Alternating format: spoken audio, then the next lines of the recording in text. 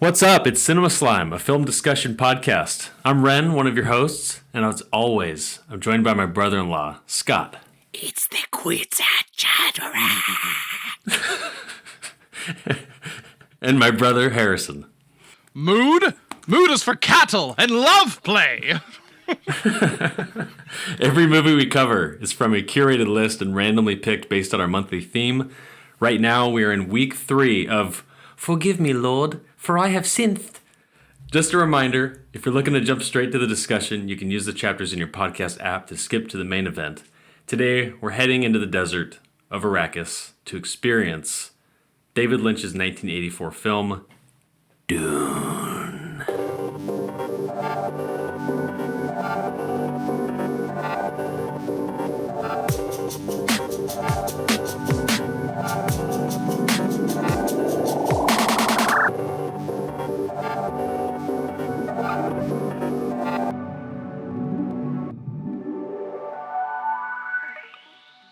Dune. Is it Arrakis or Arrakis? Arrakis. Don't ask me. I will say Arrakis is like one of those badass names for a planet I've ever heard. Yeah, it is pretty cool. It is pretty sweet. By the way, Ren, you wearing shades while you podcast. That's a vibe for sure. It fit with the synth vibe of it all. That's what it is. Just trying to feel cool. I love it. Ren, did you wear sunglasses when you went to the Daft Punk concert? Absolutely not. I got my retinas burned at that concert. There's no protection. Dude, I was just reading your essay, and that is incredible. So feel free. Feel free thanks, to talk. man. Yeah. No, that was very personal, and there's some pretty damning actions that I partook in. I was telling you this, Ren, but literally I was reading your essay, and at the point where you were taping ecstasy tablets to your crotch, I just screamed so loud. I was like, "What? I just read. This is so intense." Yeah. Yeah, just a huge plug. If you go to our website, Cinema Slime Podcast, there's a little section for essays, and Ren posted his experience about going to a Daft Punk concert all the way back in what year was it? 2007. 2007, yeah. And it's a wild read, and I'm telling you, like even me who wasn't into Daft Punk and in music during that time, like I read it and I could like smell the essay as I read it. It was just like coming out at me. It was incredible, very well written, Ren. Thanks, man. Yeah, that all just blurted out of my fingertips. Yeah. So link to that in the description of all the places. Yes, absolutely. Yeah, and I'm excited to see what you guys are going to put up. And just a preview for what's to come. I have no idea what I'm going to be writing about, but that was just what came to me. Everything else I write might be completely different, or maybe I'll just keep going down these weird, forgotten dungeons of memory that I have from my party days. So, it was pretty funny because Harrison was like, "Hey, Scott, do you think maybe you could put like a blog section on the website? There's some things I want to write." And I was like, "Yeah, I can do that." And I expected Harrison to write something, but no, like a day after I had it half made, Ren was like, here's an essay, put it up. I was like, oh, I gotta finish this feature. Well, honestly, I read Ren's and I was like, okay, I guess I need to do a lot better because my ideas are pretty straightforward. I was just gonna I'm planning on doing some like TV coverage, like, hey, this new episode of this TV show came out. Here's my thoughts about it. But yeah, I don't know, man. Yeah, that's the thing. I'm like, okay, this has nothing to do with our podcast, but I do want it to be a creative outlet for all of us. Because, Scott, the website looks freaking awesome. And, like, if I need to ever show, like, a portfolio of some of my art, I can just give them this website. And I was like, that feels not very fair. So you guys need an outlet as well. Because, yeah, I just want it to be for all of us. It can be a really good hub for finding information about us or what else we're working on and stuff. So it'll be cool. Watch out. It's going to turn into a comic book essay section for me. So we'll see. Whatever. Yeah. Yeah, right. So if we have a battle of the essays, is that like too dirty? Well, maybe we can have like little corners, you know? It's like, oh, this is Harrison's reading corner or whatever. We can each have our own names. That'd be cute. Comics with Harrison, come on over. Comics with Harrison, read about X-Men. Woo! That'd be great. Here, one thing I wanted to tell you guys, because I'm kind of proud of myself, and I'm just going to pat myself on the back here for a minute. So, little vulnerability. I have a hard time keeping my house clean. It just isn't something that is on my mind, and lots of times when my mental health goes down, the cleanliness of my house goes down as well.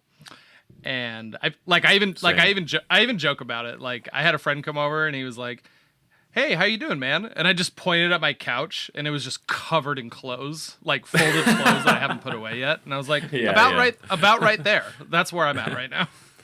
Wait, question. Are these dirty clothes or just being ready to be folded? No. They're folded and they're sorted. Oh. They're just not put away. Okay.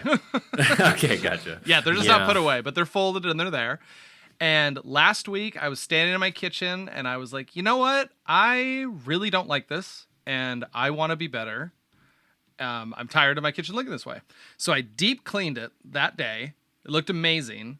And then every day for a whole week, I go in there and I do my little routine. Wipe all the counters down, make sure there's no dishes, things like that. I bought a little sticker for my dishwasher that says clean, dirty, so I can tell what's in there. Life hack. And I've kept it that way for a whole week. And I feel pretty good about myself right now. Boom. Dude. So, yeah. Nice. That's my little, I'm proud of it. I tell this to everybody. So same. I'm the same as you, Harrison. Like, cleaning the house is my least favorite thing to do, but I just can't stand having a dirty house. So it's one of those, like, I'm just always pissed about my house. The dilemma. It's tough. But there's one thing that we stumbled on like 10 years ago or something like that, was if you get a Roomba and you schedule it to go off every night after the kids go to bed, then it's going to get all tangled up in shoelaces and nonsense like that. And it's going to be more annoying to fix the robot than to just tidy up the house every night. But it takes a little bit for the habit to happen. And the only reason that our house has any semblance of tidiness on a regular basis is because my kids have lived their entire lives knowing that at a specific time every night, the robot's gonna eat their toys. That is so good, man. The Roomba goes on the prowl. That's awesome. So awesome, man. Well, what was the kind of the after effects of doing this though? I realized I was like, oh, like if my kitchen is like mostly already clean, it's way easier to tell my kids to do stuff too. It's like, hey, can you empty the sink? And they go in there and they're like, sweet, there's only like 3 dishes. This is awesome. And then they put it away and it's like, hey, I appreciate you helping. And they're like, no problem, Dad. It's just such an easy thing. It's like so much easier now. Yeah. So yeah, I got the kitchen done. I did the laundry room and I just started into like my dining room area. I'm like, okay, I'm just gonna slowly like work my way out from the kitchen and eventually my house will look decent. I want to know your opinion, but you mentioned making like a checklist of like a to-do list and checking things off. We were talking about like that dopamine rush. I feel like the level of cleaning that you've got to this past week is a result of you starting that habit. Like, when was that? Like a month ago or something? 100%. No, actually, you know what I do is I have a checklist on my phone of my kind of like cleaning routine. And there's nothing better than I walk in my kitchen, it's already mostly clean, and I do like the 2 things. And then I'm like, oh, sweet, I can check off dishes. Easy dopamine. Dishes, main countertop, all the kitchen, 7 of them. around the stove. You know, it's like done. And I'm just like, oh, I'm on a freaking high. Let's go clean more. That's like straight out of the Atomic Habits playbook. Like, that's like awesome, dude. That's good. Crush up a plate and just snort it. You're like, hell yeah! Check. No, it's a good feeling, and I'm gonna do my best to keep it up. Nice. Yeah. I need to get one of those dishwasher things. I gotta say Ren, that whole like start with the simplest habit possible thing, that James Clear Atomic Habits nonsense that is absolutely not nonsense. Yeah, not nonsense at all. Like totally life-changing. Yeah. My vulnerabilities, it's really hard for me to exercise. And so my one habit that I do all the time is that I go for, at least at minimum, I go for like an hour-long walk every day. And when I consistently do that, like 2 or 3 months later, I'm like running and like lifting weights and all sorts of stuff like that. But it's like, if I don't do the walking, then I never progress up. So Harrison, like before long, you're going to be checking to see if things spark joy and all sorts of stuff. You're going to be like getting one of those floor polishers and just going through your house. It'll be immaculate. You're like checking for dust on every countertop. Dude, I have 2 dogs and 2 cats and 2 kids. Like, there's no way it's gonna ever hit that point. But you know, we can hope and we can dream. Hey everybody, just popping in real quick. If you could hit that like and subscribe button, that would really help us out a lot. But either way, let's get back to the show. All right, Harry. I think you gave us a little teaser, but it sounds like you have something for us. Oh, prepared. Yeah, you're right. I'm not gonna lie, I totally forgot about that. Okay, so so guys, I love doing these little trivia games with you guys. I keep coming up with little new ones to try out with you, and I don't know if you guys to make us feel stupid. It's cool. Well, I'm trying to find ones that you can actually win at. So I think this one will be fun, hopefully, and I think this little trivia game is going to put our podcast to the test and really show if like our whole philosophy on this podcast is like, oh yeah, the movies that really stick to your brain and really like, you know, stuck in your mind. We're going to put that to the test today. Okay. Okay. So this is what it's going to do. I'm going to name one of the movies that we've covered, and you guys have to tell me what was the slimy scene you picked from the movie. Okay. Okay. Okay. And heck, this might just bring up some really cool slimy scenes, and you might not get the right answer, but at least we get to talk about movies that we love. And that's all that really matters. Okay. Yeah, so, I've never listened to a single episode we've ever done, so this is all pure recall. Are you serious? You never have? I've never listened to our podcast. Dude, I've listened to all of our hilarious. I don't know what it says about me, but I've listened to all of our episodes like 3 times, and like one of those is that, you know, I have to listen to it to edit it and to do the shorts and stuff like that. But I actually genuinely like listening to myself talk. Like, I don't know. There's something about it. I don't know. It's really reaffirming. I don't know. It's weird, but Yeah. Okay. I am real. I am a real person. I'm on the internet. I'm famous. Okay. First movie up is The Ring. What was the scene in The Ring that you said was your slimy scene? Okay, I'll go first. Mine was when the TV slides like and hits that guy into the well. I remember you telling us how big that scene was to you, but that wasn't actually the slimy scene you picked. Was it? It wasn't. It wasn't the one. Was it? What about you, Scott? What do you think your slimy scene was? The bathtub? The bathtub's a big one. See, the thing about this game is, like, it's not really wrong, but it's interesting to look back on the movie and be like, I guess this actually is my slimy scene. That's really stuck in my head. You know what I mean? I'm pretty sure that I picked the girl at the beginning that showed her face or whatever. Like, I think that's what I picked. It's not what you picked, but that is a good one. So, the ones you picked, Ren, you picked when they climb up the ladder in the barn, and they find that area that they've been that they keep her up in there. Yeah. And I remember all of it. I listened to the part. All of our minds were just blown in that spot because it's like, oh my gosh, that's what the falling ladder meant. Like they climbed her up there, then just dropped the ladder, and there's no way she can get out. That's so freaking terrifying. And then Scott, I'm like excited to watch that again after just talking about it for a few seconds. Dude, honestly, the movie's awesome. Honestly, I think one of our slimy awards should have been. I guess we did have an award called Out of Left Field. I should have mentioned The Ring because that one really. I was like, I did not think I would like that at all, but I think it's a great movie. Scott, you picked the imagery of the tree. That was your slimy scene that you were talking about, which is also a really cool one. Yeah, similar. It's really related to that same thing. All the thematic ties everything. Yeah. What was your slime? Oh, actually, here, I'll tell you what mine was. Mine from The Ring was the fly coming out of the TV. That was the one. Oh, yeah. That stuck with me. So Batman Returns is the next one. My slimy scene was Catwoman's transition. That was her whole thing in there. That was the one that really stuck with me. It's still stuck with me, honestly. I really think that's one of the best scenes out of all the movies we've watched, honestly. Like, top 10, one of my favorite ones. Well, what was your guys' slimy scene that you talked about in the episode? Mine was definitely the part with Penguin eating the fish. Yes, that is the one you mentioned that. You were like, whenever he eats the fish, and whenever he basically talks to anybody. Like, yeah. I mean, all I see is Penguin's butt, but we've laughed about that so many different times. Maybe that's why. I don't think that's what I picked for my slimiest scene. You basically picked Penguin's death.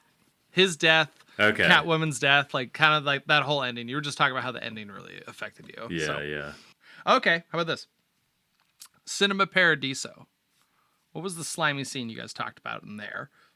Mine was young Toto. He's sitting at the table and he's going through those strips of film and he's like quoting it and talking about the movies. Like that was mine. What do you think y'all's slimy scene was?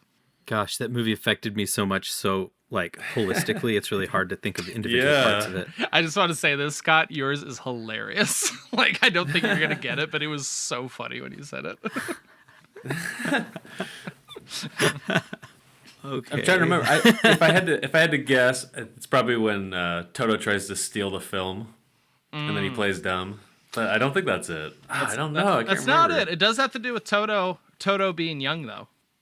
The transition from him going to a teenager? Yep, that was the one you mentioned. That moment when... Oh, it is? Yeah, when he puts his hand on his face. Hell yeah. And then when he moves it, he grows up right in that moment. That's such a powerful, like, crazy scene to me. Because it's so weird how fast he ages, and you, like, feel him aging. Like, totally. us as the member of the audience, we're like, like, my little boy's grown up. I probably picked the scene where he's like totally banging that old lady and then it cuts to like the cows having sex. Yes, that's like literally exactly what you picked. So good. Oh man, it was burned into my brain forever. Cannot unsee that. So awesome. Oh my gosh. Okay, let's do Eternal Sunshine of the Spotless Mind next. Mine was Meet Me in Montauk, and I think that goes up there with Catwoman's transformation as one of the best scenes in all the movies we've done. It's one of my favorites. I think I probably, because I talk about this every single time, it's probably that end scene where they're listening to the tapes and like being shown what they actually think of each other in some other parallel dimension, basically, you know, and having to work through that and how honest that is with like long-term relationships and stuff. That isn't what you picked, but I think, but that scene, man, just you talking about it. Yeah. It's the most like raw thing in a relationship. Like, it's crazy. I love that this exercise is like proving to us that like when we pick our slimiest scenes, it just doesn't mean anything. Kind of like the ratings. but it's a good way to button it up. It's true. Well, I think it proves that. And then it is also, like I said, it's interesting to look back, you know, with this much distance and be like, okay, what actually is the scene that hit you? Like, Scott, that's not the scene you picked. But I know that scene hit you so hard, and it's awesome that it's still with you. The one you picked was the Blair Witch faces when he's going back into the clinic, and all their faces are all morphed. Yeah, I know, right? Yep. Yeah, and she gets like pulled off backwards into the darkness on the sliding across the ice. That was the best. That was Ren's. That was Ren's. Yeah. The one that laid on the ice, and then she gets pulled away. That horror scene of just like, quite scary. Okay, let's just do one or two more. Scarlet Pimpernel. What was you guys' slimy scene from that? Mine was the realization when she realizes who Pimpernel is, that it's her husband. And then it does that like the shot from above, like zooming into her face as she's like working it out in her head, and she looks gorgeous in that scene too. Oh my goodness. Merle Oberon. Oh yeah. So I would guess I'm just so fascinated with public beheadings. I think I did the opening scene for my slimiest scene. But You if it did. wasn't that, it might have just been Merle's eyes. No, Just it in was general. that. It was that. You picked Okay. the executions and the beheading. Yep. Okay, yeah. Well, looking back, the slimiest scene for me now is when he's talking to the bad guy, the inspector guy, and he's pretending to be the fop, Oh yeah. and insulting him and stuff like that, and all the tension and all that. It's like him playing all the sides at once without trying to make he's like wants to like prod at his wife, but he also doesn't want to make her more mad. And there's just so many like layers to that scene that I'm surprised that it was as deep as it was when the movie was made. Yeah. No, that's Yeah. like that's a masterclass of a scene. That wasn't what you picked. The one you picked was when they're in the library and he's pretending to be asleep. And the inspector comes in. And the dancing, Yeah, the same dancing just happened Yes. for like. see when kids back then went to a Daft Punk concert, that's what they were like when they danced. Exactly. Unless the band just stopped playing music. All right, last one. Let's do Red Dawn. What was the slimy scene from Red Dawn that you mentioned? Mine I picked was when he's looking at that Little League picture. Patrick Swayze's character. He's looking at that Little League picture of himself, and he just has that like mental breakdown of who he is, who he was, and who he is now. My slimy scene is when he has to shoot his buddies Yep, after he betrays them. Yep, that was it. That's a good one too. That part's messed up. It's I think so mine messed up. heavy. Oh my gosh. Yeah. I think mine is the girl, she just like runs out there to be like a distraction, and then the guys pop up out of the ground and like kill the soldiers, maybe? I can't remember. I don't really remember. Like the first start of them doing guerrilla tactics. So that wasn't yeah, it. Yeah. You picked a really solid one though. It's when it does that zoom in on the back of the truck and it says, "You can have my gun," when you pry from my yeah. cold dead fingers, and then it shows that Yeah, soldier yeah. stomping on his hand and ripping the gun out of his hand. It's so good. That is cool. Man, that movie is It's really heavy. Dude, it's crazy. It is. It's a crazy movie. Like I actually listened. It's really weird. So yeah, I was listening to a bunch of our episodes to just get those slimy scenes written down, and I was listening to some of my reviews. And like for Red Dawn, like I'm listening to myself, and I'm like, come on, Harrison, you were a little much much on that one. Like you can give it a better rating than that. I kind of like those. Like, obviously, the movie really messed with you. Mm-hmm. You know, it really messed with you, and maybe not even, certainly not for the reasons you wanted it to mess with you, but it messed with you like Perfect Blue did for me. You know, and it's just like you want to throw up just thinking about it. But then looking back, you're like, I'm glad I saw that. Yeah, right. So that I could be messed with. Well, what was it? I know ratings aren't that important in the end, but like in my head, it's like, okay, there's almost like three categories in my mind now. It's like, there's like one where it's like the rating of the quality of the film. Then there's the rating of how I'm going to watch the movie. You know, it's like, look, it's like a 2, but I'm going to watch it like it's a 5 because I love it so much. And then it's like, how did it affect you? You know, and it's like, okay, Red Dawn, it's like 5, it affected me. For the quality of the movie, it's probably like a 4 or a 3 or something. Do I want to watch it again? No, Yeah. that's like a 2, you know, something like that. Yeah. It's funny that we're talking about this because I was thinking about this earlier today, and I think we've said this explicitly, or maybe not, or just how I conceive of our show, but like, we're not a film rating podcast, we're a film discussion podcast. And I think that is so much deeper. It's so much more entertaining to listen to, and it helps you really explore the story and the movie and everything. I just feel like the whole like 2 thumbs up and just the ratings, and someone could say, oh yeah, it was really good, is just like such a vague way to describe a movie. Or if someone, like how many times you go on and you see like Paris, Texas is rated so high and then you don't like it, or vice versa. A movie that is rated really low and you're just like 5 stars. This movie is freaking incredible. I don't know. I just think it's cool that we talk things out, and then our ratings do change. Like I think like for like 3 episodes in a row, we're like, oh yeah, Point Break is just went up a half star or something. We keep like updating our score. It's cool to see how they get better or worse over time. Well, Ren, you posted on the internal chat that you brought Neverending Story all the way up to a 5. No. Let me just be clear. It's a 4.5. It's not a 5. I was talking crazy. Sorry about that. Your head was in the clouds it is with that that flying dog. I can't remember his name now. Falcor. Yeah. Falcor. Falcor. Yeah. Every time I look at my dog, I think of Falcor. So speaking of movies that have so many different ratings, let's talk about Dune. See, I was gonna go with like, you know who also rides large animals? Paul from Dune. Yeah. Or speaking of films that really hard to rate, let's talk about Dune. There you go. Here we go. Let's do this. In the year 10191 AG, a young nobleman named Paul Atreides is thrust into a brutal galactic power struggle when his family is gifted control of Arrakis, a treacherous desert planet and the universe's sole source of a priceless, mind-altering substance known simply as the spice.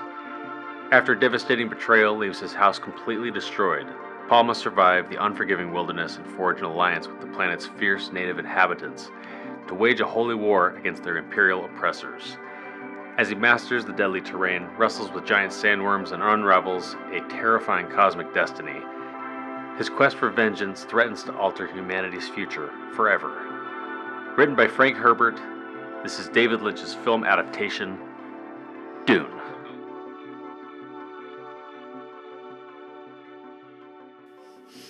Oh, buddy. This is going to be so good.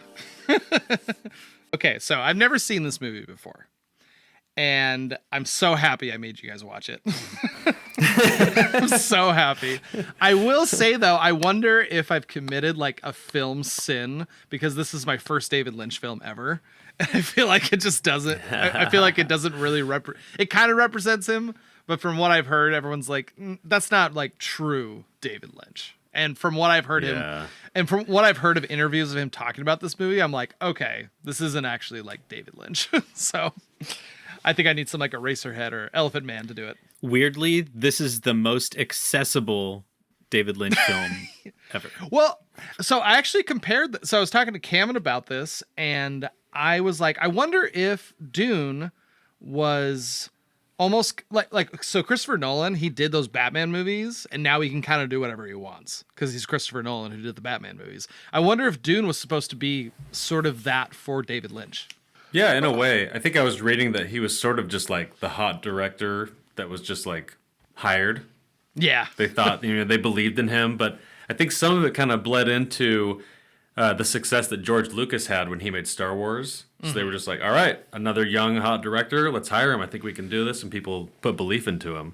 One thing I will add too, based on what you were saying, because this is your first David Lynch movie, watching this actually helped me understand Eraserhead a little bit more, oddly enough. It was really strange.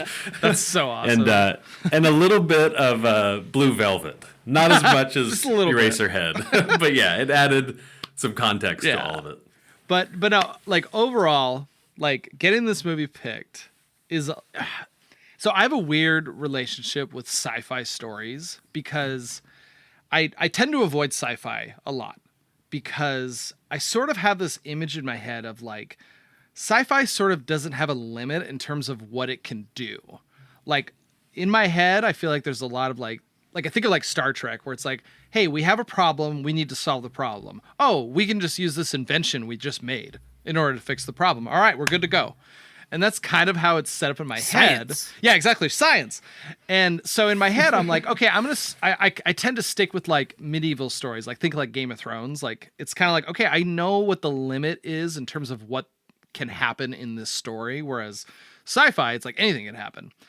But watching Dune and actually talking to Cameron, who's been going through Star Trek recently, I kind of expressed this to him and I'm kind of realizing it's like, oh, like sci-fi really isn't about solving problems and how they solve the problem.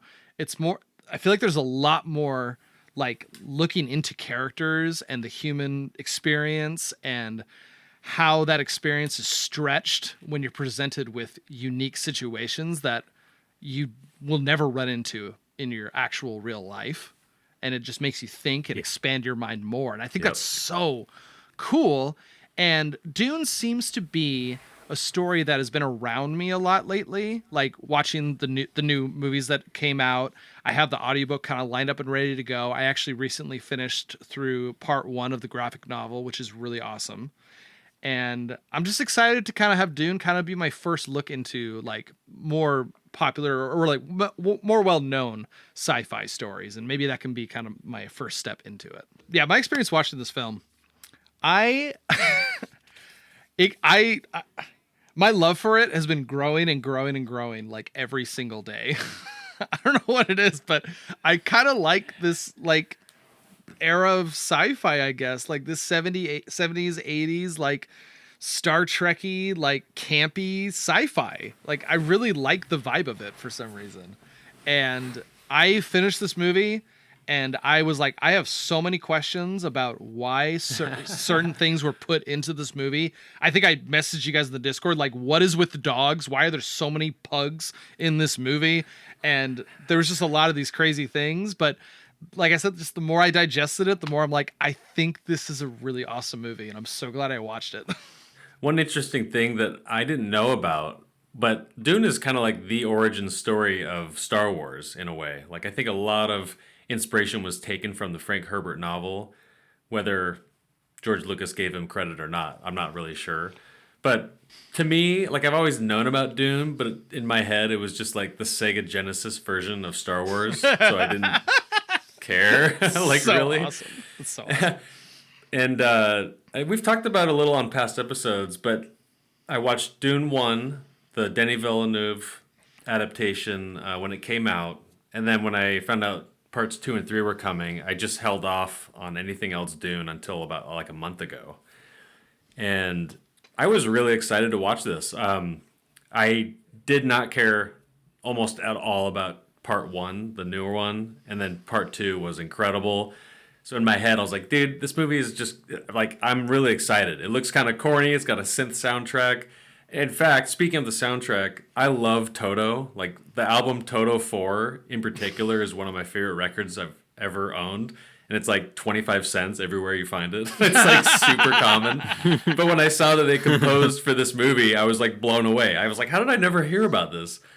And oddly enough too, like I just listened to this really cool interview with Sting like a week prior. I recognize Kyle MacLachlan, who plays Paul Atreides. He's the bad guy in the Flintstones. And then we talked about Blue Velvet and stuff. I love that. That's what he's known for. He's Bad guy in the Flintstones. Yeah. You didn't bring up Twin Peaks. yeah. You didn't. No. Look, I've never seen Twin Peaks. I want to, but I knew him from Twin Peaks. That's so funny. That's Yeah. so I mean, just when I was younger, yeah. that was what I knew him from. Him and Halle Berry. Dude. Dude. Oh, Halle But Berry. yeah, like I was so stoked to watch this. And like I love the intro of the movie. There's so much exposition just put like crammed into the beginning. It's even got this like display of which planets we're going to be learning about and talking about, and like it's all like nice and neat and and the Emperor's daughter that just sits in like monologues to the camera. I was like, you can talk to me anytime. Oh yeah. So attractive. Dude, just I'm staring telling into you. my soul. Yeah. I want her to like I want that to be my alarm in the morning. It's just like, good morning, Harrison. You're gonna have a beautiful day. And then, well, that scene leads into like the opening credits, just with like the sand and like sand waves on the edges, and like the sand's just blowing in slow motion. It looks incredible. Then that like disgusting eyeball pufferfish thing comes in, and then the movie just starts getting bizarre. Like it's so weird. Yeah, like you said, like I had, by the time this was over, I was just like, I have a lot of questions. And then it also made me extremely grateful that I watched the newer Dunes, because I would have been 10 times more lost.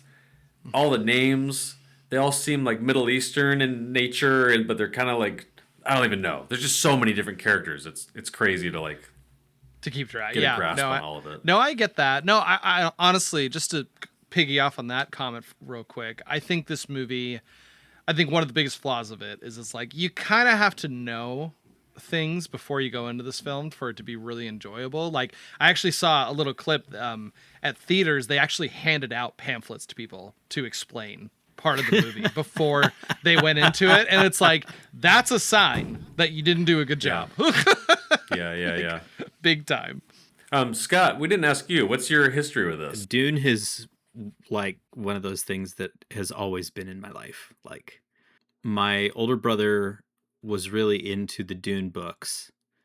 And while he was doing that, we moved from Washington down to here to Oregon and found out later that Frank Herbert graduated from Salem High School.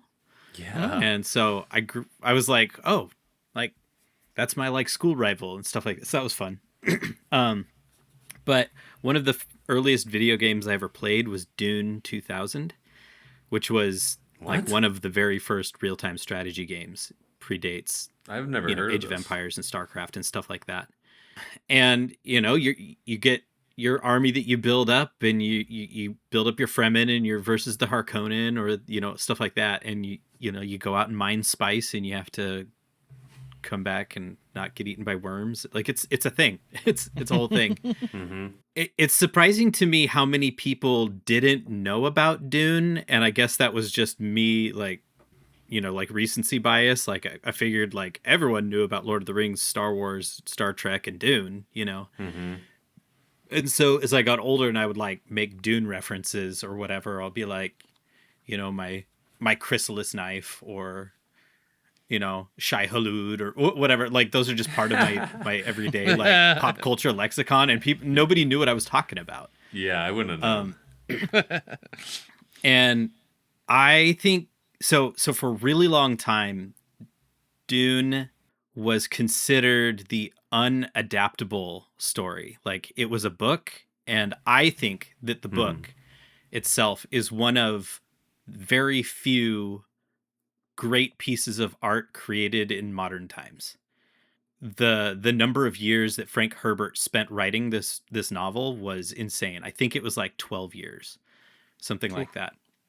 And after he finished this novel, he went on to write several others, and then his son picked up and wrote like several others. So there's, don't quote me on this, but somewhere in the like between 10 and 20 novels related to Dune across just thousands and thousands of years in this universe. Crazy.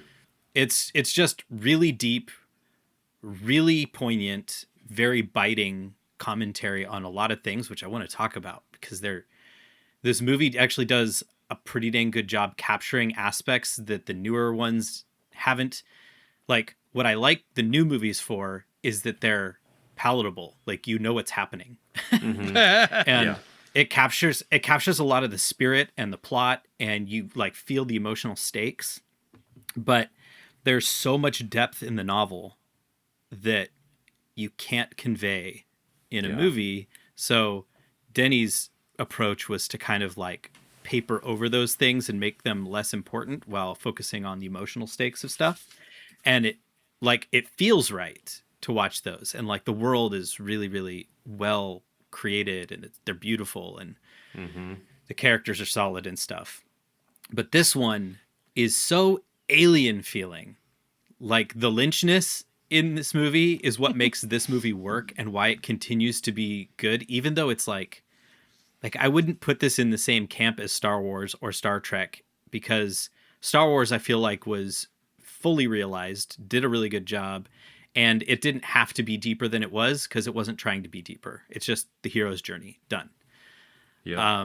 Then you've got Star Trek, and they know how campy they're being, and so they just kind of roll with it. But this one, it's like, this is deeper and has deeper questions than pretty much any other movie we've watched.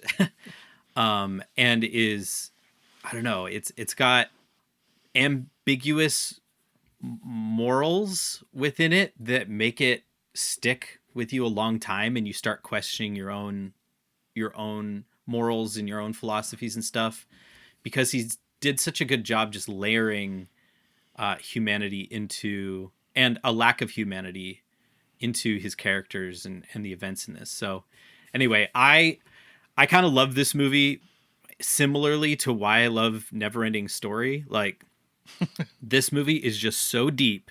Yeah. And the whole concept of Dune in this movie is just how many different lenses can we try to uncover what Frank Herbert managed to capture in a novel that no one has been able to express other than just go read the freaking novel.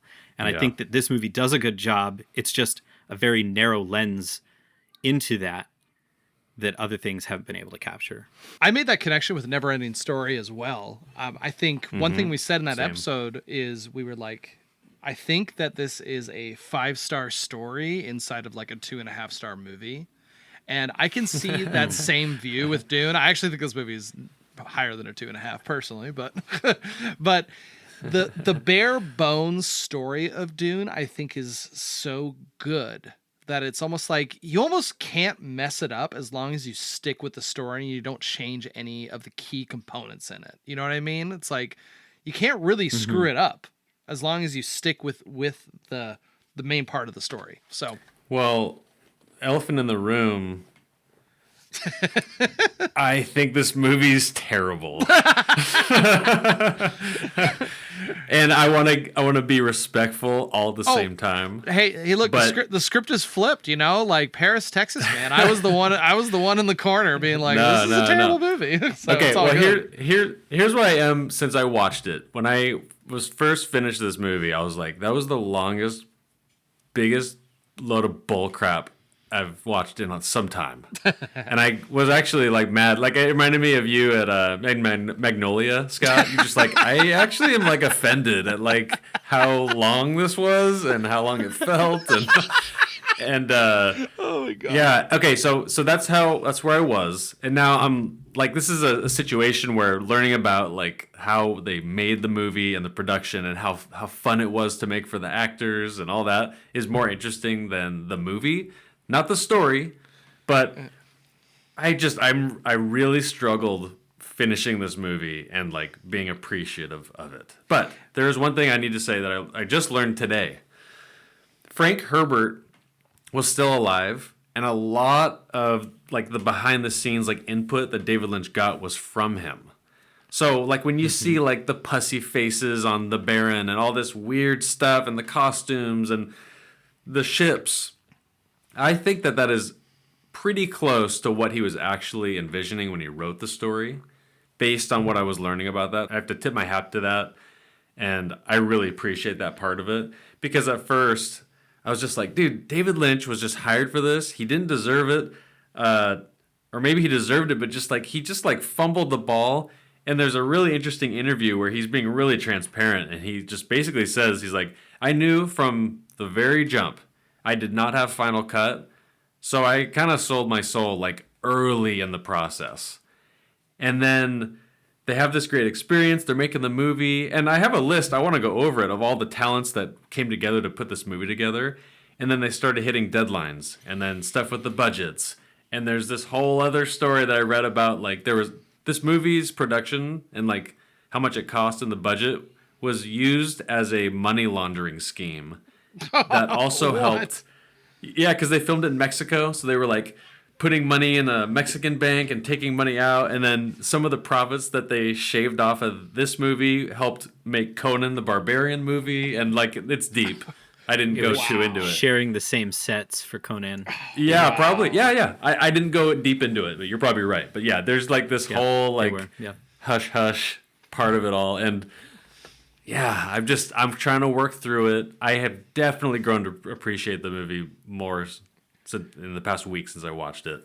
It was tough for me. No, I really get tough it. For me. No, I get it. Here, let's talk about some of the production things, maybe some of the background information first, then we can kind of jump into the story since that's a good idea right now. I got some stuff here I can rifle off unless you got it. Yeah, no, I got a handful of these. I mean, so like the kind of the big thing to keep in mind is that David Lynch wasn't the original director of this film.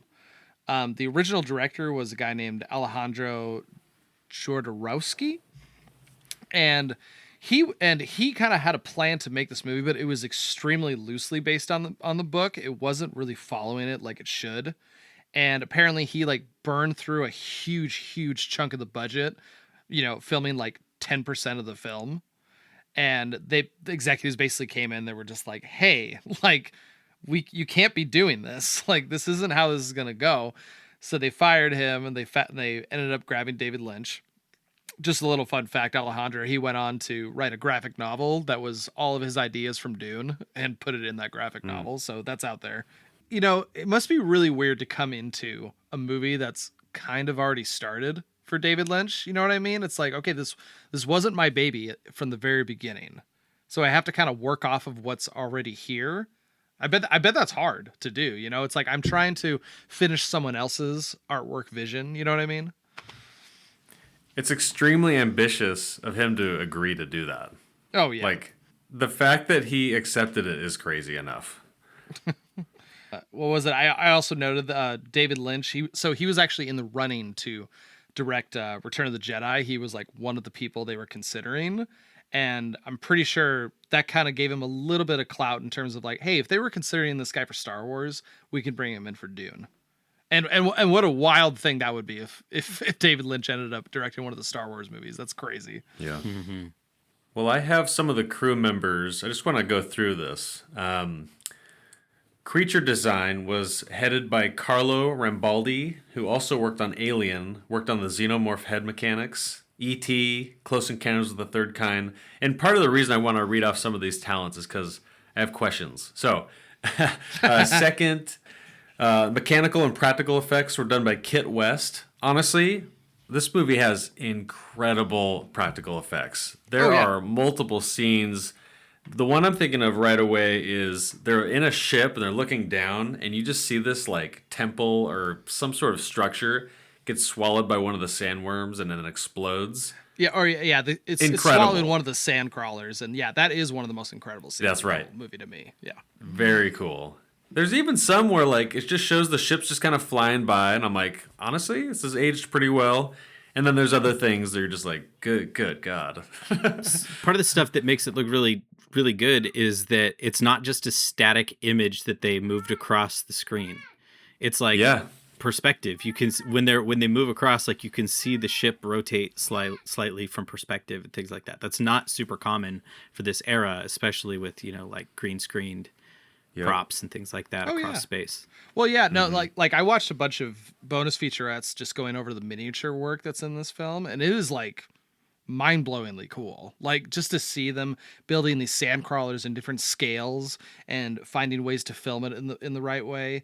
One of the cool things that actually relates to that scene you were just talking about, Ren, is when you have to film a miniature, everything has to be the right scale. And when you think about sand, it's like, okay, if you put regular scaled sand on a miniature, it doesn't look like sand anymore. So they had to like grind it down to almost a fine powder. Oh, and when they were filming those scenes, everyone had to wear like respirators because if that stuff gets in your lungs, it can mess you up. And so there's like photos of them, looking around this tiny sand crawler with a worm trying to eat it, and everybody's got these respirators on. It's crazy. Like literally watching the behind the scenes, like it's one of those things you watch it and you're like, man, people go to insane lengths to make movies, and that is so cool. That they have enough passion and enough clout and they just have enough ideas in their head to actually pull it off. It's so cool. When I bemoan like CGI being used in movies and stuff, it's typically not because I think CGI is cheap or doesn't take skill or it doesn't look as good. Like that's not my point.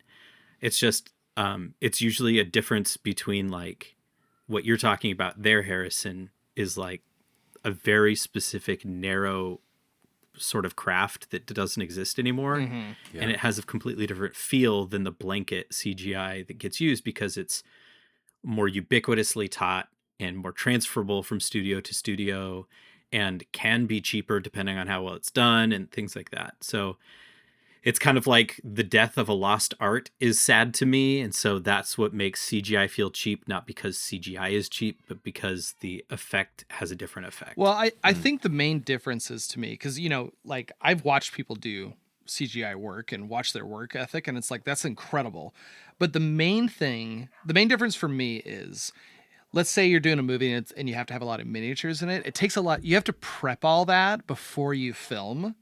And that means you have to have a vision before you put it to film. You know, you put in the work, you know what you want. And that's really cool. And especially to see the passion of a director who has a vision of what he wants.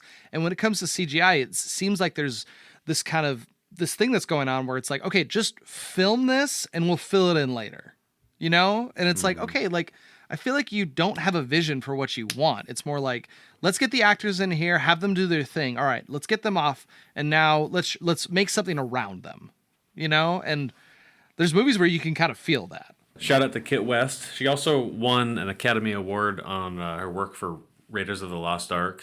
She worked on Return of the Jedi and The Enemy Below, which I've never even heard of. That sounds pretty sweet. Matte paintings were done by Albert Whitlock and Sid Dutton. Also worked on The Thing, Star Trek, and then we got Emilio Ruiz del Rio, who worked on the miniatures and forced perspectives, doing work on Pan's Labyrinth, Conan the Barbarian, and Dr. Zhivago. Dude, I'm going to give a quick shout out to him real quick, actually. In terms of the miniature work, I watched a little behind the scenes where there's a lot of these scenes where you see all these people like walking onto a ship to load up to it to head to Dune. And the way they did, and it's crazy, the way they did that, like, they went out to like a stadium, set up all this scaffolding, and he's up there filming this set, and through this tiny hole are all real life people down on this field loading onto this ship that you can't see. But just like the thought process of how to do that, like, it's like, okay, I need to film this painting, but through the hole there has to be real people down there. I have to line up the edges so everything is perfect. Like, it's so crazy to me how they figured out how to do that. So shout out to him. I listened to a couple of interviews with him, and he just seems like he seems like a really sweet guy, and he seems like a person who has a passion, and it's so cool to see someone who has that passion. I feel like the indoor sets for this movie were super campy, and the outdoor sets were like masterclass. Oh yeah, I totally 100% agree with you. Like, I think the indoor sets, there's definitely some impressive stuff about it, but it definitely does have a campy feel where it's like, okay, like, this just doesn't like jive 100%. It's a little over the top, or it's a little too strange. But yeah, I get it. It doesn't have the Nostromo alien spaceship yes inside vibes. Dude, oh my gosh, yes. Man, you hit that right on the head. There's just something about this, just the way this movie looks, that is so hard for me to like care about it. Like, it looks so, like, I just read off the whole cast, like the whole crew. They have all this talent, and there's something about it that just feels so annoying. And like, I don't know what it is. I can't put my finger on it, but yeah. Well, here, just to transition to the next part of our show. One reason why I think maybe you didn't click with this movie, and why I can see a lot of people not clicking with this movie, I think has to do with Paul, the character. And part of the reason that I kind of concluded as to why I wasn't really connecting with Paul is he's not like a reluctant hero. He's not like a farm boy, like in Star Wars. He's not like some low-class person who all of a sudden it's like, oh, there's all these prophecies about you. Guess what? Now you get to rise up and go on this journey to become something great. Paul, it's like, okay, he's royalty. He's basically been bred to become this great person. And he doesn't seem to be very reluctant about it at all. He's kind of like, yeah, that's who I'm born to be. So I'm going to be that person. And for some reason, we as a people, we see that and it's just like, it isn't exciting me. It isn't making me want to root for him, really. Like, it's a really weird feeling, honestly. I don't know if you have any feelings about that, Scott, but it's an interesting. Why are you asking me? Because Dune's a big deal for you, and we're trying to convince Ren or make him understand why he doesn't like this movie. So this movie in particular, I did not like McLaughlin's take on Paul for the first half of the movie.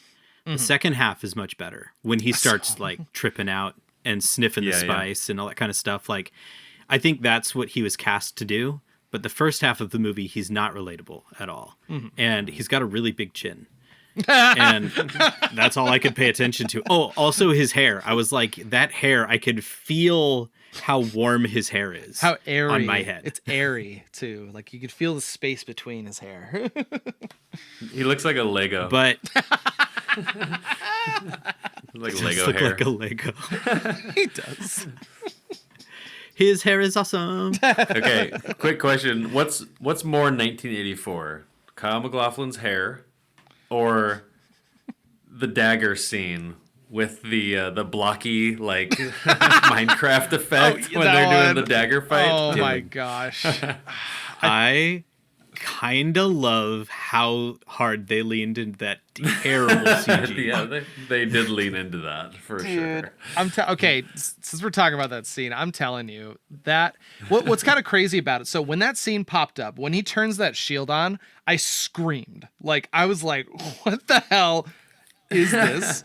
And I was watching it and I was like, I can't believe this. And instantly I started thinking like, okay, they must have had budget problems. I mean, look, like, technology back then wasn't the same. So it's like, it's not going to look as good as it is now, but that is really strange. And I was like, maybe it was a rush job, whatever. And as I was watching background stuff about it, it's like, no, to make that effect, it took them 9 months to do that effect. Like, it took a long time for them to do it. And it was a purposeful choice. And I was just like, okay, I accept this. And I guess a thumbs up to you. Like, you got it. It took a lot of work to do it, but yeah, absolutely bonkers. They were thinking of ways to like hide Patrick Stewart's bald mullet. They're just like, put an effect over it. Just hide us from that thing, please. His hair is atrocious in this movie. I can't believe that hair. How long did it take for him to grow that? Especially when it gets longer later on in the film. Yeah. Well, heck, okay. So we talked about Patrick Stewart. It was real. Actually, I really loved seeing him in this. I wanted to shout out Brad Dourif, Billy Babbitt. Did you guys notice him or recognize him from this? No. From One Foot in the Cuckoo's Nest. He's got the big. Yep. I don't know his name. Well, he did it. He did DeVries? a worm tongue in this movie. Like he's the Baron spat on Paul's mom's face. Yes, and then he like came down and worm tongue like. Sniveled at her and stuff, and I was like, I've seen this before. This is so. Oh my gosh! Shout out to him. If you enjoy watching our show on Spotify or YouTube and you want to be more involved, we encourage you to please come check out our Patreon community. Not only does our Patreon community get every episode you see on YouTube early, fully uncut, uncensored, and ad-free, but we're also doing Patreon-exclusive episodes, as well as Q&As, video clips, and access to our entire film catalog. It's a lot of fun and a nice way to say thanks for the cost of a cup of coffee every month. Now, back to the show. My shout out, I can't remember his name, but the actor who plays Dr. Yui, he is the brother that picks up Travis in Paris, Texas. And that just made me scream too. I was so excited about that. Oh. Yeah, isn't that weird? Like Funny. like you can see it now too, Yeah. Yeah. And then Linda Hunt as Shout Out Mapes. Really strange character and role. Sting, honestly, horrible in this movie. I don't know. Yeah. My only Horrific. note. This is my one note about his character, by the way. When he comes out and he's all like steamed sexy and he's wearing that absolutely insane, like whatever you call it, just covering his junk. There's a note that he really wanted to do that scene nude, like really badly. And they were gonna let him do it, and then production was like, yeah, we can't. I'm sorry. Like, we can't do it. I don't know if you guys noticed the Baron, but he's played by Kenneth McMillan, and he is the guy from Amadeus who has all the pet dogs, who tries to hire Mozart to teach his daughter, and I recognized him immediately. But other than that, I'm not really familiar with his other work. Jeez. Actually, man, let's talk about the Baron, by the way. Let's just have a straight minute of us just going, oh my gosh, and just being absolutely disgusted by that guy. That was okay. So I want to start how the Baron is portrayed in the book. Yes. Because this is one of those, you can't portray who the Baron is on screen. You just can't do it. And I mean, as far as like what he does and his personality, I think has been portrayed fairly well. He's just kind of disgusting. Lynch had the whole heart plug, like weird sexual, like suck your blood out of your chest Dude, fetish stuff. that was nasty. Did a pretty good job in showing like how messed up he was as a person. He kind of does that kind of stuff in the book, but the whole book is basically inside people's heads, by the way, which is why there's a bunch of whispering narration over this movie, which was a choice. Oh, So okay. strange. Sorry, But- I'm going to derail you for a second. I love that choice personally. I'm just going to say it. I really loved. I loved every time they whispered and talked their thoughts. I was like, I think this is my favorite part of the whole movie. It's really, I don't know. It just hit something in my mind that I was like, this is good. This is a good choice. Anyways, sorry. So the Baron's really fat. That everyone gets the fact that the Baron is really fat, but what no one portrays in any of the movies, any of the adaptations in film, is that the fat that he is not big round blueberry fat, bodysuit fat. He's like rolling flabs of fat. Yeah. And instead of flying around with an anti-gravity thing, he has little like machines that attach to his fat rolls and make them float individually. So he walks around normal, but his fat is just suspended in gravity from gravity. So he doesn't weigh as much to his legs. Yeah. And it's so gross. And the whole point is that he's supposed to be extremely, decadent and disgusting and follows whatever he wants to do. And his two nephews, the Beast Rabana and Yeah. Fade Ratha, something like that. Something like whatever. So Sting and the other guy, the fat guy, that is pretty close to their characters. They're like big, dumb henchmen for the Baron that I think Denny's portrayal of Fade Ratha in the second Dune Part 2 is actually pretty dang good. It gave him character and, I don't know, weight. So Sting's character in Denny's version, I think, is the best version of that. But yeah, anyway, the whole Harkonnen thing, they're really just supposed to be like the most decadent, disgusting, alien, unrelatable humans ever on purpose. Yeah. I was actually wondering, I was like, okay, like, are they just being like over the top evil? Like, is this too much in order to like, I was trying to decide if it was like, okay, I feel like you're hitting me over the head with a hammer. These people are bad, just so you know. In case you didn't get it, I'm going to have this guy like kill animals in front of you and like sexually assault this like slave that walked in, like I'm going to make sure you understand it. And I was trying to decide, I was like, okay, like, is this just too over the top or is this exactly what they were going for? I was unsure of like, I was trying to look for something deeper other than they're just bad people, It seems like most people who have read the book don't like this movie. Am I wrong, or did you guys pick up on that at all? Like, do the Dune faithfuls, like, what's their favorite Dune movie? Do they like the new ones? Do they hate them? Okay, so none of the movies are good. All right, so that's the thing. Everybody wants a good adaptation. For a long time, what I wanted was a Game of Thrones budget HBO series. I didn't want movies. Because you can't compress this. So this is what happens when you compress the entire book into one movie is you're like, okay, things are just happening over and over and over.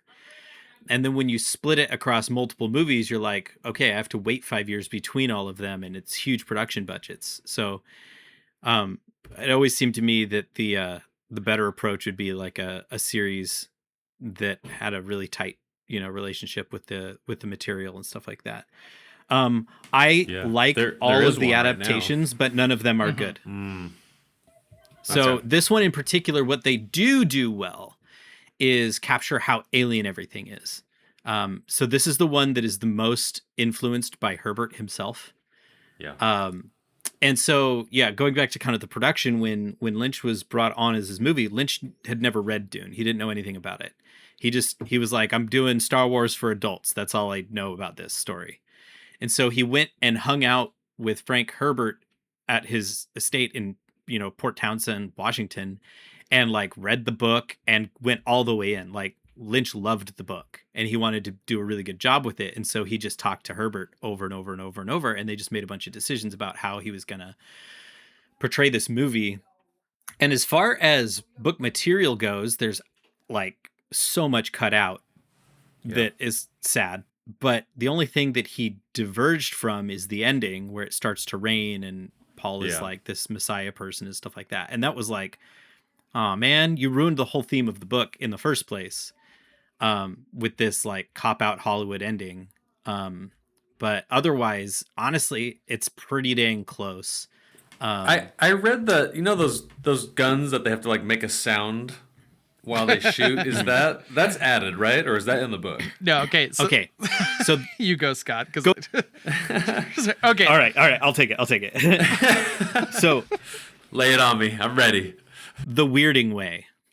The sound shooting guns are totally added, but that's an adaptation that I'm sure was approved by Herbert. So it's weird and isn't in the book, but the weirding way in the book is a martial arts that the Bene Gesserit witches do, and it's like really precise, and it's about your movement and how you can create extra power by matching the patterns of your enemy and the environment around you and stuff like that. And it's the whole like the witches are really freaky because they're just too precise, and that's why they can like control your brain. They speak precisely and all that kind of stuff. The overall theme is that the weirding way is used by the Fremen. So she teaches the Fremen the weirding way, and they become more powerful because of that. And she's not supposed to. It's a Bene Gesserit secret, all that kind of stuff. But the theme of who Paul is he's this manufactured weaponization of a messiah myth. But then he ends up actually being the messiah and does all of the stuff anyway, even though it was a manufactured myth centuries or thousands of years ago and planted on Arrakis, And so he does do all of the things. And so his name, Muad'Dib and all that kind of stuff, is used as a weapon, but they just... Lynch just decided to take those two concepts and mash them together and make it, my name is literally a word you say and you Skyrim blast people out of the sky with your gun. That's exactly what I was going to say. That it was like, yeah, they just took that one line from the book and they were just like, let's just make this literal and turn them into guns. Yeah. Shortcut. One more question. The Dragonfly ships in the newer Dunes, is that in the book? That's the correct ornithopter. Yeah. Yeah. Those are sick, by the way. Oh my gosh. Yeah. They're so cool looking. Oh my gosh. Yep. Okay. I got chills when I saw him in the new movie. I was like, they did it. They did it right. Yeah. Before we got off of the Baron, I actually wanted to talk about some of the crazy things that are in this movie that they do. I think, you got that one scene where they have like a cow like upside down, and then the big brute guy rips the face off the cow. He like rips like his tongue out of his mouth and just starts eating it. That was crazy. They have that one Mentat guy like tied up, and they're like, all right, you're poisoned. If you get the antidote, you have to milk this cat that has a rat like duct taped to its back. Like that was nuts. What the hell was and then the like the most squeamish moment in this whole movie for me was they're sitting there talking about their plans, and one of them pulls out this like juice box from hell. It's got like all these bugs in it, and he like squishes all the bugs dead and then drinks the juice from those bugs. I've never been that uncomfortable in my entire life. I was like, I cannot believe I just watched that. And so I think that all those things that you just said are the only reason that the Harkonnen are not just like a Bill and Ted's Excellent Adventure depiction of Satan or something. Like it's like they commit so fully to just doing weird crap like that in every scene that it just kind of normalizes it. Yeah. It's not like, oh, I love this and look how funny we are and absurd we're being. It's like, no, that's just the Harkonnens. Yeah, so it's just the way it is. And So what's funny is, so I was sitting down thinking about all those scenes and being uncomfortable about it. And then it actually made a connection to, it actually made me think about House Atreides, and a confusing thing that was going on with them was they have these pugs all the time.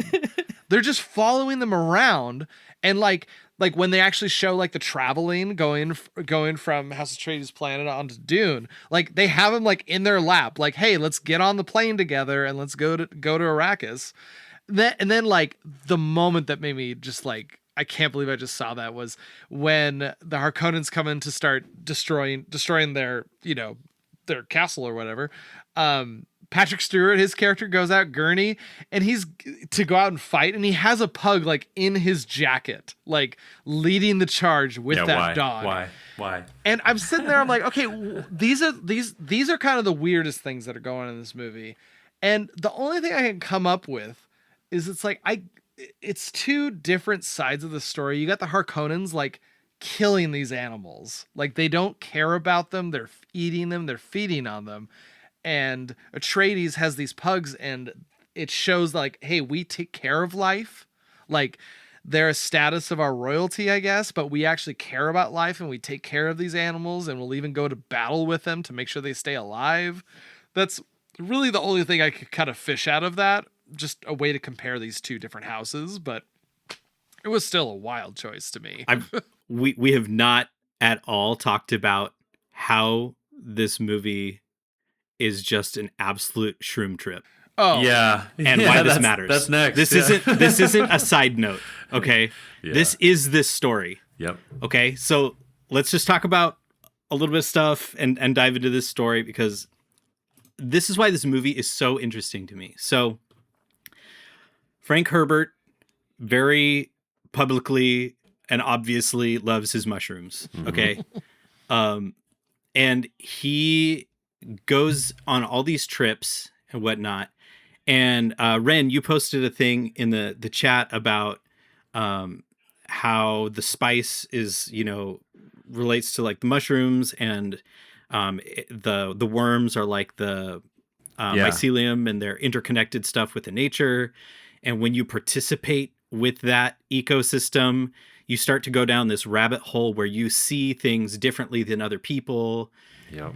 And most people, I've seen this a lot, and this was my take on this movie, or on this story of Dune my whole life, is that it's a cautionary tale about religion. It's a cautionary tale about what happens when you create a false messiah myth, and the jihad and the blind following, and billions of people killing each other following this messianic kind of story. And I think that is a really valuable and worthwhile like lens to see this whole story through. But there is a parallel caution with the same amount of nuance about doing shrooms. And I think this is the really interesting one, because it's not coming from someone who's never done mushrooms, because that would just be like your soccer mom, like, or, you know, the Detroit Rock City mom, like hating on rock, you know, stuff like that. Like, you have no idea what you're talking about. You just don't like what it looks like, basically. And then the opposite side is somebody who does mushrooms and says there is no side effect to this at all. Like, it's all good. Like, just give in, man, do the trips and it's all fine. That's not what Frank Herbert says. What he does in this movie is, first off, everyone is in. Like, if you want to fold space and travel without moving, you take mushrooms, you eat the spice. Okay. That's the whole thing there. So Paul has been, you know, essentially manufactured to be this messiah or whatever. And when he takes the spice for the first time in his life, he sees, and it's true. Like, the trip is real. He does see the future. He has all of the actual visions about what's going to happen. And it just barely gets alluded to in the movies, but it's a really big, important part of the book, is that he has all these dreams and all these visions, and they are coming true. And it's because of the spice that he's having them. So he is the Messiah. and he sees that there's this jihad coming, and he has all of the sight, but what he doesn't have is any of the wisdom. He doesn't know what to do with the sight. And so he has this chronic insight into everything that's going to happen. And because of that, it just turns into this story of fate where he's like, I have to do this because there is no other way. Like, there's this war, this entire holy war is coming, and I'm at the center of it, and billions of people die. So therefore, let's go. That's basically what happens. Yeah. And it's like him losing himself into these trips, but the trips are still true. Yep. And so eventually he loses himself so much that there's no home to come to. Like the turning point in the story is when he drinks that blue water and he dies, and he is like reborn as this like he fully assumes his messianic status, and just rides the wave as the leader of this cult. Now is he he has nothing to go back to at all. And so I think what's interesting about this is Herbert doesn't say drugs are bad, don't do them, or he also doesn't say drugs are good for a while but don't go too deep, so then Paul comes out of it and he sets the drug down. He doesn't say that. He says there is a one-way rabbit hole to doing drugs. You just have to know what the trade-offs are. You have to know precisely what you're trading, because you never get back who you were before you take the pill and you go down the rabbit hole. And I've never seen anyone else talk about this movie that way, but this time I watched this movie and I was like, this movie is such a trip. Everything that Lynch did was to highlight how much of a mushroom acid trip this story actually is, and no other adaptation focuses on that. And I think that's why I love this particular adaptation, because it's not the safe one, and it's the deep message from Herbert's book that you just don't get anywhere else. Well put. I have a quick question that kind of came up while you were talking. Do you think Paul was kind of forced into this position he's in? Like, is it one of those like, hey, there's all these dreams you're having and there's this fate that you have to fulfill. Is it something that he could have ever refused to not do? Or is it just like, no, like you're destined to be this person and you have to be this person? In my opinion, I think that's the uncomfortable depth of this story, is that we'll never know.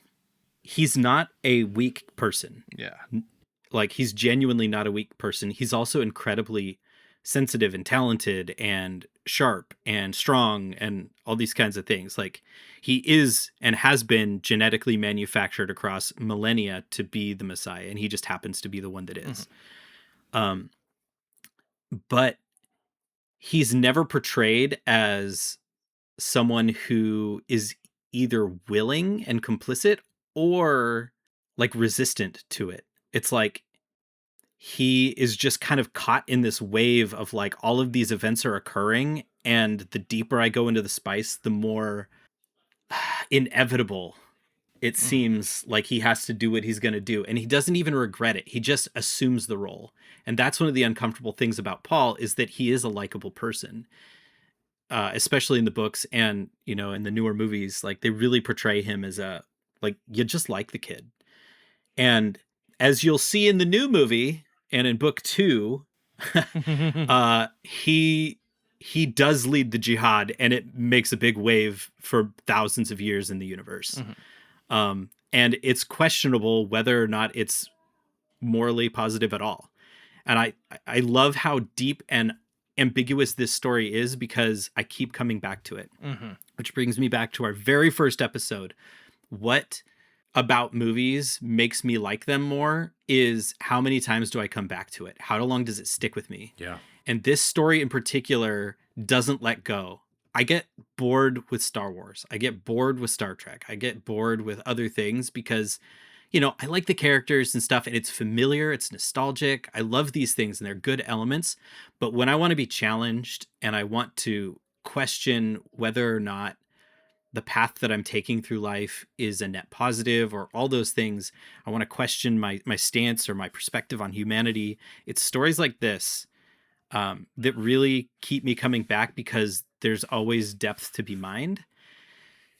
Even though I would never do what Paul does. Mm-hmm. You know, I've never taken drugs and all that kind of stuff, but I still want to know. I still want to, it's like Macbeth or something like that. Like, it's such a dark, deep, meaningful story, or King Lear. And there's so many morals just baked into the humanity side of the story. And this is just one of the rare occasions where Frank Herbert, through his trips, saw the world differently and managed to capture it in a novel that I believe will continue, that like this book will still be relevant 100, 200, 300 years from now, like old sculpture or paintings were from 500 years ago. Well said, man. That's really cool. Okay, I just got a few things. Did this movie get Patrick Stewart, the Captain Jean Picard role? I wrote down Toto does the soundtrack. WTF, the scene with the oil dripping on the guy with the boils on his face. The stitched faces. Just gotta shout some things out because we gotta go. Sean Young is a babe, and also just another thing I wanted to mention. By the time Paul Atreides' girlfriend shows up, I was like, "Who is this?" And then they start kissing. I was like, "What is happening?" That was a pretty underplayed part of it. This movie it was like, Yeah. oh yeah, like that should be a bigger part. But yeah, whatever. This should be mentioned too, Harrison. You were mentioning this, but they re-released this on like a TV formatted extended cut, and you were saying it makes a lot more sense. Yeah. So yeah, I gotta shut this out. So after this movie was released, they put out a TV version of it basically that was like 3+ hours long. And I wouldn't say that's the more understanding part, but when I was Googling around just to get some kind of background information about this movie, I came across a lot of people on Reddit. They recommended this fan edit that I believe his name is Spice Diver, is a guy on the internet. He took that TV show and then this movie, or the TV version of this movie and the theatrical version, plus deleted scenes, plus a little promo material, and he mashed it into a remake of this movie. And I watched the first like 40 minutes of it, and I could not believe how much better it was than the theatrical version of this movie. Like, it flows so much better. And I haven't watched the whole thing, and I actually stopped watching it because I was like, I don't want to mix up this version and the one we're going to talk about.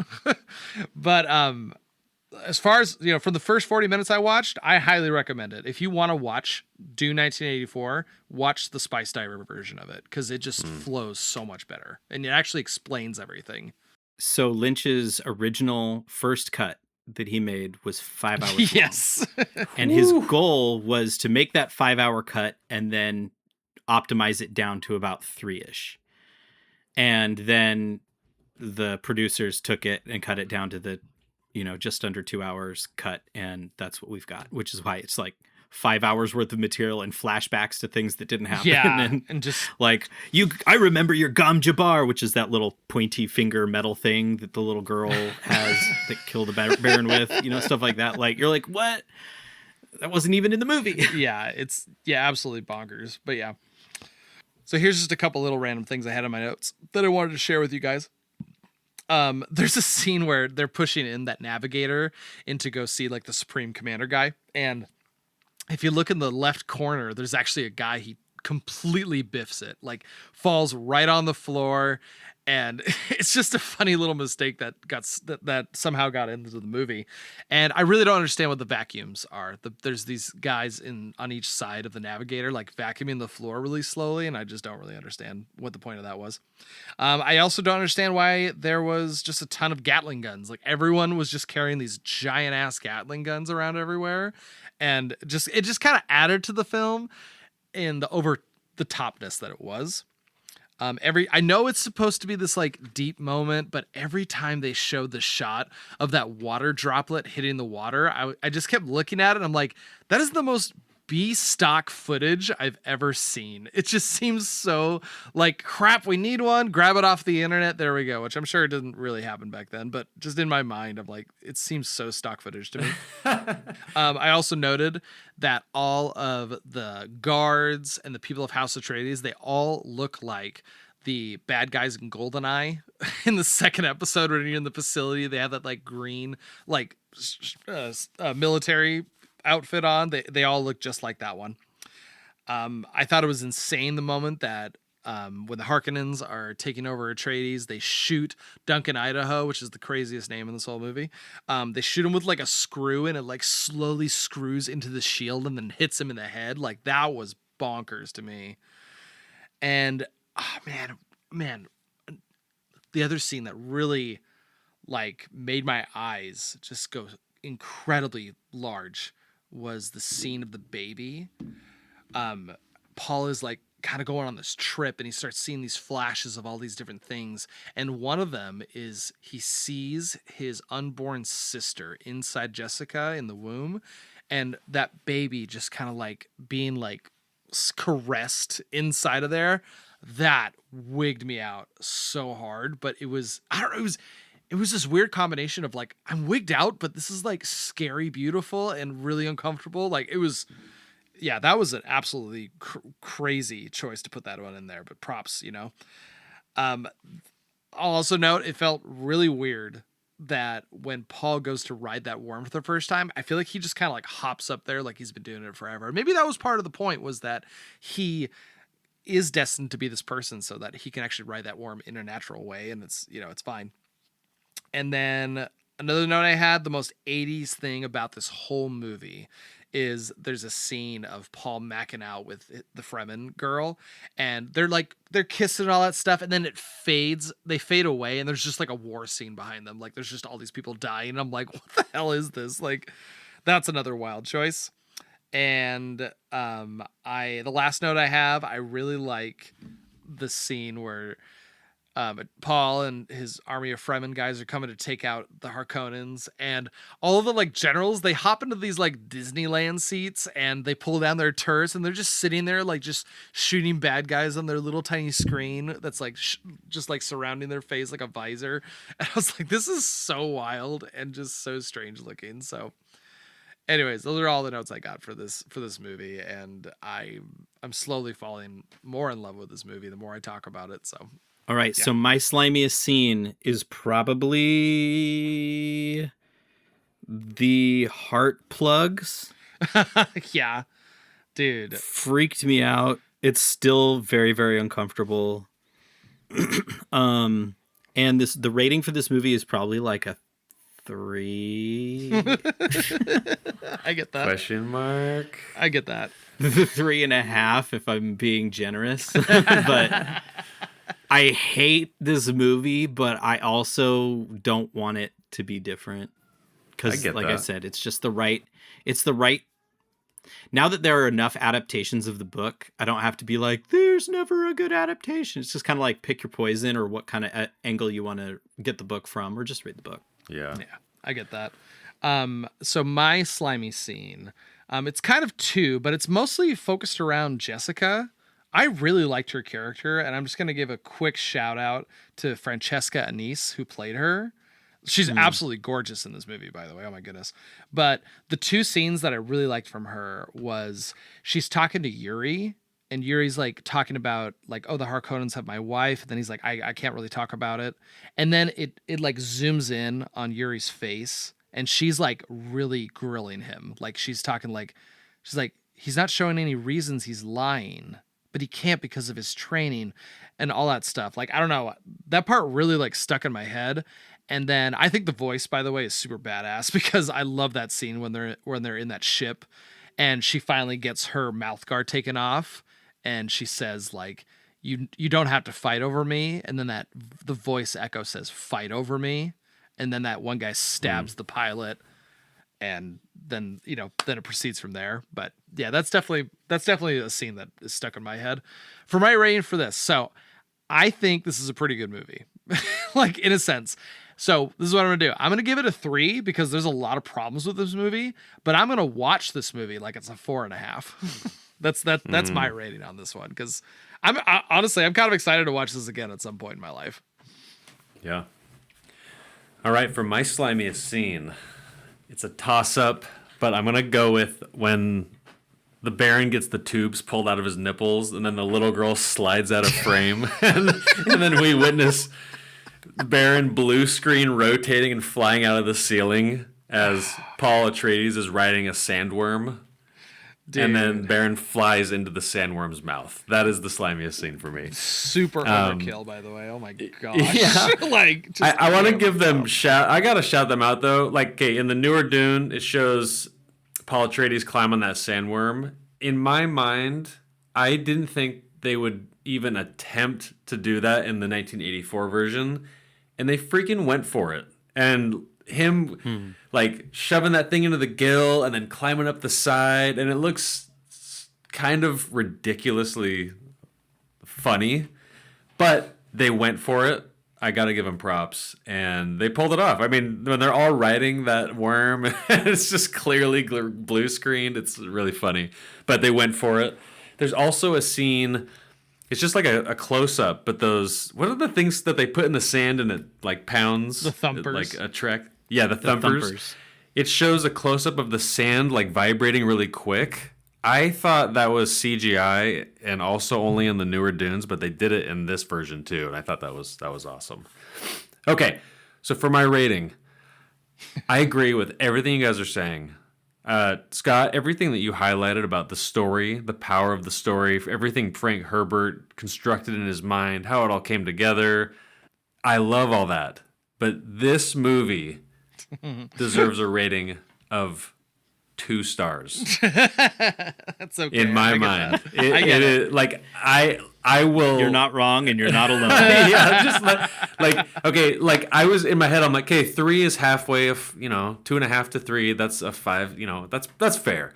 But I actually don't want to watch this again, so it's got to be in the negative in my mind. You are in the actively disliked. Yeah. I am repelled by this viewing experience.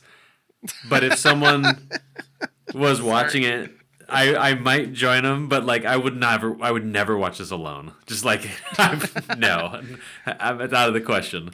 Like if someone comes up to you and is like, hey, if someone comes up to you and is like, hey, what do you think about the Dune 1984? You're definitely going to be like, crap. Like, don't watch it. It's not worth your if time. someone's like, hey, I've seen Dune 1984 before, do you want to hate watch it with me? I'm like, absolutely. But if someone is like, hey, I've never seen this, would you watch it with me? I'm like, no, you're on your own. Goodbye. Good luck. Good luck. But yeah. Man. Well, awesome. I love talking about that. And actually, the rating did go up after we talked about it. It was originally like a 1 star. So I'm working my way through it. Maybe one day it'll be a 5. One day. We'll see. Who knows? 500 years from now. Yeah, exactly. All right, let's transition, guys. We have some categories to select. We do. And we have a July to work towards. And this is the first step, so we need to get a category selected. Yeah, this is going to be great, guys. So just in case anyone is joining us for the first time, what we're going to be doing is each of us is going to be presenting 2 categories that are going to determine what movies we're going to watch for the next month. We're going to take all those categories, put them in a hat, and we're going to pull one out at random, and that's going to be the one.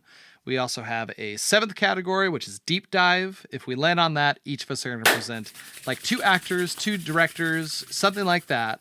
Put them in the pool again, randomly pick one, and we're going to focus in and do a deep dive on that person and like their works, the movies they worked on, things like that.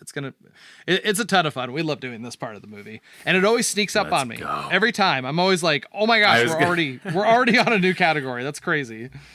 Yeah, it's fun. Yeah. Here, I'll start out. I'll present my 2. Okay. Both of these are going to be ones we've done in the past because, like I said, it always sneaks up on me. I need to be better about that.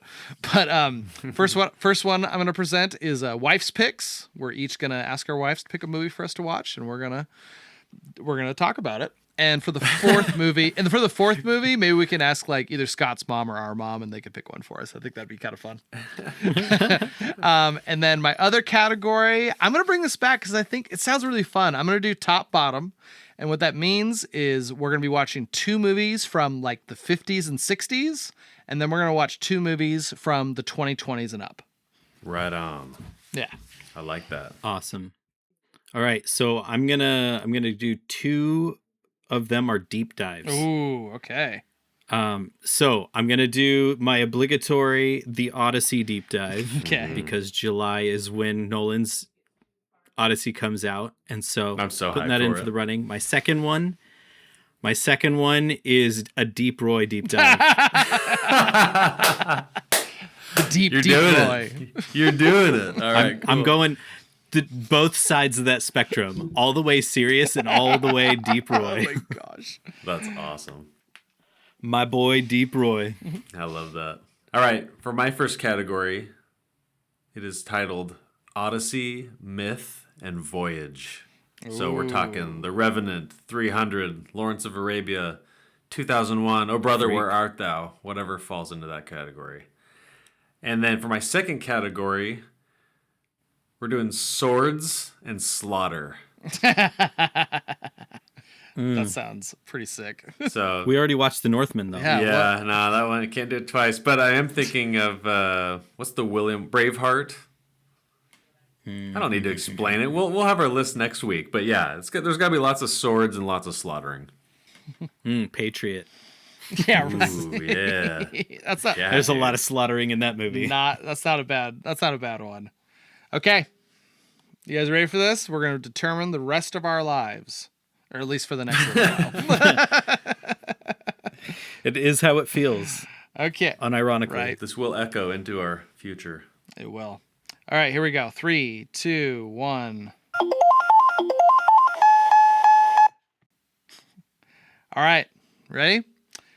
We're doing Odyssey, Myth, and Voyage. That's going to be our theme for the next month. So there you go. That is the most beautiful agreed upon compromise category ever. It landed just right. It landed just right. Guys, Yeah. we keep just scoring on these. This is awesome. Yeah.